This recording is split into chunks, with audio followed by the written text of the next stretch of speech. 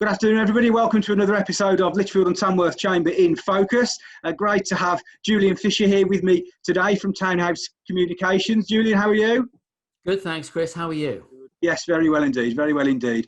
On Julian's business, they're an Upper Longdon-based, Lichfield-based business and a long-standing member of the Chamber. The reason behind these videos we've been doing now for a number of weeks has really been to really give us a chance to shine a light on some of our members, some long-standing, some not so long-standing, some Lichfield, some Tamworth, from lots of different areas of business. And today, we welcome, as I said, Julian, who works in the communications and PR side. Some really an interesting business, works massively with a lot of local companies and has done for many years, but also some rather larger some projects you've worked on over the years, which have always interested me when I've spoken to you, Julian. So thanks for joining us. And I suppose the first question is just, I suppose, give us a bit of an idea about what you do as a business to start with, and some of those local connections you've brought over many years. Sure. Well, we were founded in 2003 and we are a PR agency. So we provide video, photography, media relations, creativity, design, all those things that you expect from a PR agency. And as you said, we do work in the local area. In Lichfield, Arthur Price is one of our clients. Across Staffordshire, we work for Charity Community Foundation. Mm-hmm. And yes, you mentioned some of our bigger clients. I suppose the most well known as a brand is the National Lottery. Wow, yeah. So that's interesting side, and as you say, that local connection is great, and I suppose you. Through the COVID sort of lockdown and through the last 6 months, I know we've spoken offline about some of the work you've done with the likes of Arthur Price. Just give us an idea of how you've worked with Lichfield-based businesses and the sort of Staffordshire area, and how you found those businesses have adapted and how you've helped them do that. Well, I think first of all, it's all about partnerships. Mm-hmm. We've worked together. We all know it's really difficult out there, and as with many businesses over the years, you talk about, well, we do so many hours for this business or so many days, and it's all about profit. Well, no, it's not. It's about working through all this together, and we've worked really hard with these organizations to make sure that they have had the service that they desire and require, but also we've found different ways of working with them, and it's all about being light on your feet, keeping on your toes, and working through all this together. Absolutely. I don't know, that was something when we spoke with Simon Price 2 weeks ago, I think 3 weeks back it was, about that. That working on your feet, and he mucked in with some of the more manual tasks needed in the industry. But as you say, that's the same whether you're pumping boxes of cutlery and of hospitality sort of stock, or as you say, we're working with some clients to really look at how their PR still be worked on through these times, which brings me on to the National Lottery. What an interesting sort of time it must be of working with the National Lottery. And I suppose regardless of global pandemic or not, people want to win the lottery still, don't they? Perhaps even more so now than they did before. Absolutely. We're very, very proud of our relationship with the National Lottery. We have been working with them for 13 years. They're retained PR agency for the Midlands. They have a series of regional PR agency who look after their interests across the whole of the UK. And yes, it's great that an organisation like Camelot engage local businesses. Rather than having than one large group, have some big London agency that sort of stretched out across the regions. That's not the case, and they use lots of independent businesses, and there's been a really good knock-on effect over the years that we've been working on them for them across Lichfield and Tamworth. So are you calling on everyone to buy lottery tickets? So if they win, they can use your PR agency to talk about their winnings. I love it. I love it. But no, I think that's a really key point, isn't it? About that, the sort of larger businesses across the UK are tapping into companies based, in Lichfield and that are able to use that association to grow the business as well on a retainer basis. As you say, that's a really good contract to have, isn't it? And I'm sure some interesting stories. Can you give the most interesting story you've covered through your time? Oh, if you're allowed. Ask me that question. I suppose, and obviously the glamorous life that PR is, the best, most recent project we worked on.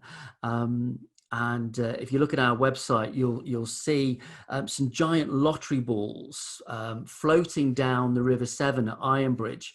You know how you come up with these ideas when you're, having a shave, or you think, all right, okay, well, how on earth are we going to do that?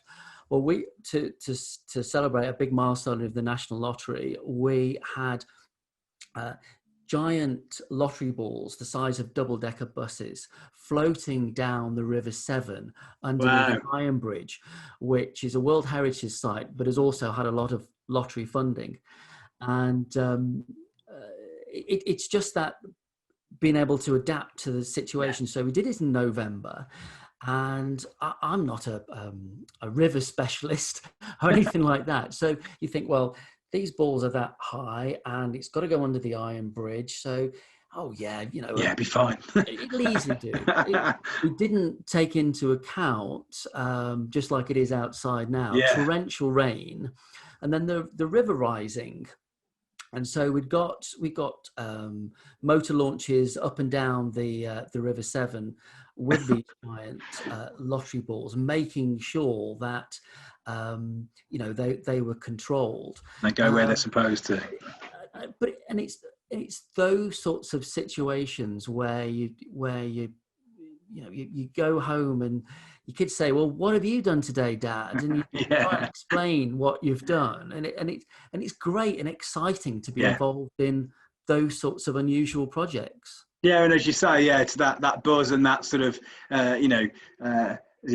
unique opportunity, I suppose, that gives you that enjoyment of the job. And regardless of the current situation, that's still the case, isn't it? And I suppose from your point of view, PR must continue, absolutely right, and probably is as important as ever, certainly in the current climate. So how are you looking, and how have you found sort of moving that passion into today's sort of situation? How are you finding that with some of your clients? And give us an idea of some of perhaps the advice you've got for the businesses who are obviously still looking to create some PR. Well, I think as with all businesses, at the start of COVID, we everything slowed down, and we had to adapt like everybody else. It is getting better. We're getting more inquiries. We're doing more proposals, and yes, I think we are going to find it tough going through winter with like all many businesses, but again, it's all about being positive, being light on your feet, adapting, and we, as I said, we've got lots of irons in the fire. All of our clients have remained with us. Which is good to say. Which is great. And I'm going back to that point about partnership and working hand in hand with them. And I think by doing that extra bit for them, they have realised that we're here for their benefit more so than ours. And I genuinely do mean that. And going forwards, advice from a pure business perspective, it is about understanding and working together with people, and specifically in our game, we are constantly training you know, we've retrained and upskilled for everything from videos to podcasts. And I think that's an important part. Yes, PR is all about being having your finger on the pulse and making sure that you know what the next big thing is. And I think one of those is training. Yeah, retraining and making sure your staff are prepared now. It's a good point. Absolutely. You know, we've been doing lots and lots of video remote working for many, many years with the likes of the National Lottery, because a lot of their team are down in Watford and Central London. Mm-hmm. You never would have expected us to be, you know, doing, you know, day in, day out, multiple videos, but it's just the little things that make a difference of making sure that clients are chatting on videos and doing media interviews, that they look right, they sound right. Yeah, and that's still as important as ever, isn't it? Is getting that right and getting that very much so image right now. That's good. And I just wanted to finish with one thing as well, Julian. Was you mentioned about obviously the community side to the lottery? Obviously, we all think of the winners and the huge double-decker balls going down Ironbridge to promote that. But I suppose you've had a unique insight, I suppose, over the years to the community side and the community support of the lottery. And I suppose, just as someone who's been close to that, I suppose that's just as important, if not more than ever. Absolutely. Everybody just thinks, as you say, about tickets, winning the lottery, but the National Lottery make a huge contribution to communities up and down, heritage, art, sports. You know, obviously a few years ago we had the Olympics, and the lottery were very involved in that, and they make a huge contribution. The figures are eye-watering. Basically, £30 million a week is raised by Camelot, the operators of the National Lottery, and that is shared across the UK. So yes, it's part of our lives now. Isn't it? Absolutely. Yeah, absolutely. You know, when I see friends and family, they always, they don't ask about me. They just ask about, you know, who have you seen lately at the, you know, what big win have you seen? What project have you seen? They're not interested in me. They're more interested in the lottery. But that community link, well, exactly. But that community link continues. And just finally, on the community foundation you work with, just give us a bit of an update and idea around that sort of locally in Staffordshire. Again, lockdown has proved community is so important. In Lichfield is one of probably thousands of towns and cities that have really called upon their community. But I'm sure in your work with the Community Foundation as well, you found that. Yes, well, the Community Foundation is a group of fund managers that work across the whole of the UK, and we work for the Staffordshire and Shropshire arm of that. And they have been distributing millions during COVID across Staffordshire and Shropshire. 1.5 million has been given out to voluntary groups across those two counties. And it's not just about looking after organisations that were already in existence. Loads and loads of new voluntary groups have been created, be they like in our village, people have got together and have been distributing food, newspapers to elderly members of the villages. I don't know. It's just fantastic how everybody has come together, and these new organisations have been created. And I see that even more acutely because I'm involved with Wheel of Lichfield, who have been supporting the district for many years, and that is another great organisation to be in. So, yes, you know, we've all been through some tough times, but I think people, the goodness of people has shone through in many areas. Absolutely, no, and that's a great way to end things, Julian. And absolutely true. And I know the work, that does certainly with We Live Lichfield and many community areas across the district has done a huge amount, and it's good to hear that you're part of that sort of PR arm to that as well, which is just as important. So, Julian, thanks so much. Absolute pleasure to catch up with you. I know we'll be in touch again soon. I'm sure. And thanks very much for your time. Pleasure. Thanks, Chris.